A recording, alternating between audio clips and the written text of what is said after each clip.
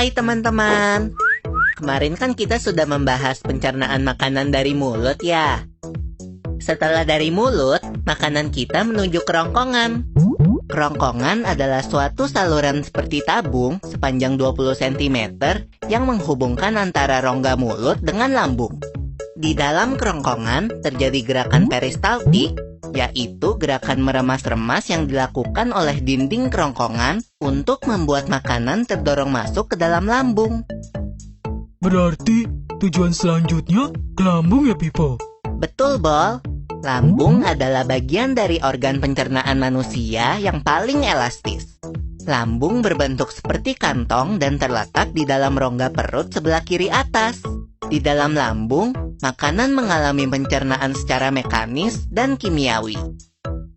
Pencernaan mekanis dilakukan oleh dinding atau otot lambung yang meremas dan mengaduk makanan.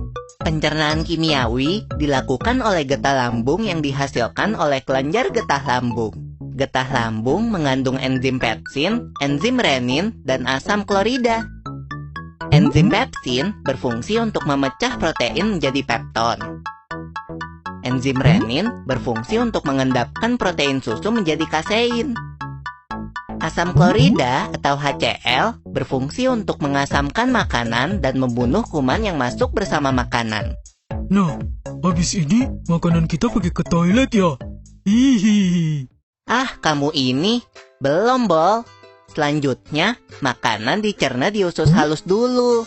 Usus halus merupakan usus terpanjang dalam saluran pencernaan, karena panjangnya mencapai 6 hingga 7 meter. Di dalam usus halus terdapat cairan khusus yang membantu penyempurnaan pencernaan makanan. Oh iya, usus halus terdiri dari 3 bagian, yaitu usus 12 jari, usus kosong, dan usus penyerapan. Apa aja ya fungsinya? Usus 12 jari atau disebut juga duodenum memiliki panjang kira-kira 25 cm. Usus 12 jari mencerna makanan dengan bantuan getah pankreas dan getah empedu. Getah pankreas dihasilkan oleh kelenjar pankreas. Getah pankreas mengandung enzim-enzim berikut. Enzim amilase berfungsi mengubah zat tepung atau amilum menjadi zat gula atau glukosa. Enzim tripsin berfungsi mengubah pepton menjadi asam amino. Enzim lipase berfungsi mengubah lemak menjadi asam lemak dan gliserol. Kalau getah empedu dihasilkan oleh hati dan disimpan dalam kantong empedu. Getah empedu berfungsi untuk mencerna lemak.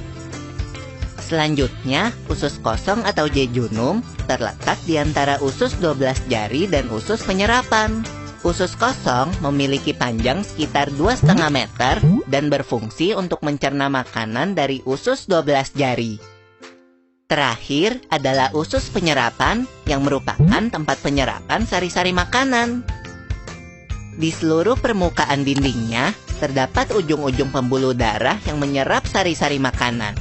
Kemudian, sari makanan diedarkan melalui aliran darah ke seluruh bagian tubuh. Jadi makanan yang kita makan kembali lagi ke dalam tubuh kita ya? Iya, Bol. Habis itu, sisa makanan yang dicerna masih berlanjut ke usus besar. Nah, usus besar berfungsi menyerap cairan, vitamin, dan mineral dari sisa-sisa makanan yang telah diserap oleh usus halus. Pada usus besar, terdapat bakteri yang berguna untuk tubuh bernama E. coli yang berfungsi untuk membantu proses pembusukan sisa makanan. Proses pembusukan sisa makanan akan menghasilkan kotoran atau feses yang kemudian dikeluarkan melalui anus. Oh gitu. Nah, gimana dengan mulus? Itu disebabkan oleh apa ya, Pipo? Organ terakhir yang bernama rektum adalah ujung muara dari usus besar yang berfungsi sebagai tempat penyimpanan feses sementara. Ketika rektum terisi penuh dengan feses, maka saraf akan mengirimkan respon kotak yang menimbulkan rasa ingin buang air besar. Anus adalah lubang di bagian bawah pantat yang berfungsi sebagai tempat keluarnya feses dari tubuh. Jadi begitu ya, seluruh proses pencernaan dalam tubuh kita. Iya, Bol. Seenak-enaknya makanan yang aku makan, ujung-ujungnya untuk dibuang lagi. Tapi ingat, kan ada juga sari makanan yang menyebar menjadi energi untuk tubuh kita. Betul juga ya. Oh ya Pipo, ngomong-ngomong soal pencernaan, kamu pernah sakit perut gak? Tentu saja, Bol. Kenapa ya perut kita bisa sakit? Nanti akan kita bahas bersama di video selanjutnya ya, Bol.